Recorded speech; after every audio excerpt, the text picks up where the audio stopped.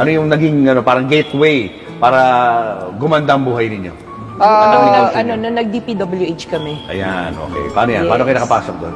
Bali, nakapasok kami doon, nagbid lang, at saka nagkaroon ang opportunity at ginanda lang namin po ang gawa namin, tuloy-tuloy. Maliit na project to. Maliit lang po, hanggang lumaki ng lumaki, hanggang nagtuloy-tuloy po ang mga experience namin, hanggang naging malalaki na po yung mga Paano projects nyo nakuha yun sa DPWH? Di ba ang daming, sabi nga nila, madaming bidding, meditate, mga ganun. Yes. Hindi, bid lang po.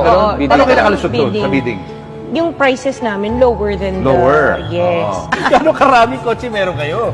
Parang dito sa baba, parang personal use lang namin, nasa 30 plus na yata siya. 30 plus. 40. Mga 40 plus. Ano-anong klase mga sasakyan to?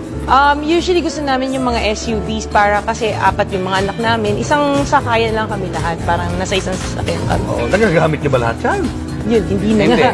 Hindi na nga, kasi dami. Yung iba, pinapagamit namin sa mga bata as panghatid sa yung school. hatid sa school yung mga bata. Or kaya yung iba kasi, yung anak ko, yung dalawang anak ko kaya na mag-drive. So minsan ginagamit nila. Ano-anong klase mga kotse to? Describe mo sa amin. Okay, so mostly American car siya. So ito yung Cadillac, white and black. Black. Ito yung sports niya, sports edition. version. Yes. Okay.